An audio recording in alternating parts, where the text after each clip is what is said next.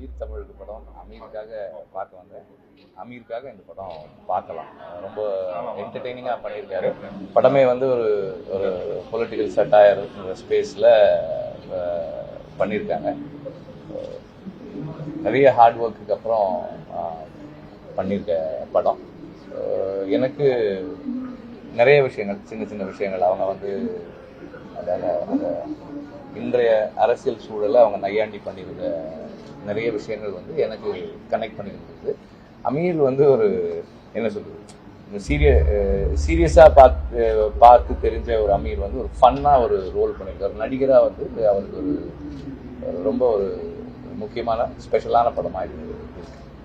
இல்லை, இப்போ நேற்று பேரரசு சொல்லும்போது என்ன சொல்லியிருக்காருன்னா, கடந்த காலங்களில் 36, 50, 70 போன்ற காலங்களில் வந்து நீங்கள் அசுரன் படம் மாதிரி தான் ஒரு தாழ்த்தப்பட்டவர் கூட இப்போ அந்த நிலைமை இல்லை. ஆனால் தொடர்ந்து இன்னும் அது போன்ற ஒரு படங்கள் எடுக்கப்பட்டு ஒவ்வொரு நிலையும் மனநிலையை வந்து ஒரு பாதிக்கப்படக்கூடிய சூழலாக இருப்பதாக சொல்றாங்க. உண்மையிலேயே அப்படி திரைப்படங்கள் வந்து நம்ம ஏதாவது ஒரு பொழுதுபோக்கை கொடுக்கலாம் அல்லது வேற ஏதாவது ஒரு இதாக கொடுக்கலாம். இன்னும் அந்த பழசையே பண்ணிட்டு இருக்க அந்த பாரஞ்சித் படங்களா இருக்கட்டும், மாரி சல்ராஜ் படங்கள், இது போன்ற படங்களுக்கு பேரரசு ஒரு இது தெரிச்சு. அது எப்படி பாக்கி குறிப்பா வெற்றிமாறனோட பிரபீன் காந்தி டைரக்டர் காந்தி அவர் பேசியிருக்காங்க. அவங்க குறிப்பிட்டு பேசியிருக்காங்க. ஓகே, நான் பார்க்கிறேன். வளர்ச்சி இருக்கு, தமிழ் படம் வந்து தளர்ச்சி ஆயிடுச்சு, நீங்க வளர்ச்சியில் இருக்கீங்க அப்படின்னு சொல்லுவாங்க. நான் பார்க்கல, இன்னும் பழைய அந்த கடந்து வந்துட்டாங்க மக்கள். இன்னும் அதை வைத்தே படம் எடுத்து இன்னும் மக்களை ஒரு புண்படும் செய்கிறாரா வெற்றிமாறன்? எனக்கு எப்படி பதில் சொல்லணும்னு தெரியல. ஆனா வந்து இந்தியாவில் சாதிய ரீதியான ஒடுக்குமுறை இன்னைக்கு இல்லை அப்படின்னு ஒருத்தர் சொல்றாங்க, அல்லது சமூக ஏற்றத்தாழ்வு இல்லை அப்படின்னு இன்னைக்கு ஒருத்தர் சொல்றாங்கன்னா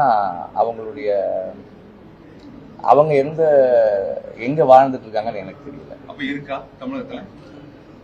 இந்தியா முழுக்க இருக்கு. தமிழகத்துல இருக்குதாங்க, நிறைய சம்பவங்கள் இருக்கு. இல்ல இன்னும் அது சாதிய கொடுமைகள் இருந்துட்டு தானே இருக்கு, ஏற்றத்தாழ்வுகள் இருந்துட்டு தானே இருக்கு, இல்லாம இல்ல. விடுதலை 2 ஷூட்டிங் தான் போயிட்டு இருக்கு. அதுக்காக தான் இங்க வந்திருக்கோம். இன்னொரு 15-20 days ஆஃப் ஷூட் இருக்கு. முடிச்சதுக்கு அப்புறம் ரிலீஸ் வரும். சர்ச்சைகளுக்கு இடையே இந்த படம் வந்து, அதாவது இந்த கதாநாயகன் வந்து அமித் சார் வந்து பெரிய சர்ச்சைகளை மாற்றி இது பண்ண அந்த டைட்டில் ரிலீஸ் ஆயிருக்கு. இந்த மாதிரி இதில் வந்து இப்போ எப்படி பாக்குறீங்க? இல்ல, அதாவது ஒரு ஒரு அலிகேஷன், ஒரு கிரைம், அதுல வந்து அவரை என்கொயரி பண்ணாங்க. அந்த என்கொயரி முடிஞ்சிருச்சு, படம் ரிலீஸ் ஆயிருக்கு. அவர் வந்து அதுல இருந்து வெளியே வந்திருக்காரு. இந்த படத்துல கூட சில வசனம், தண்டவாளத்தில் தலை வைத்தவர் கூட தலைவர் ஆகலாம் அப்படின்னா ஒரு குறிப்பிட்ட ஒரு அரசியல் கட்சி இது சொன்ன மாதிரி இல்லையா? இல்ல, எல்லா கட்சிகளையும் எல்லா சூழலையுமே பேசியிருக்காங்க.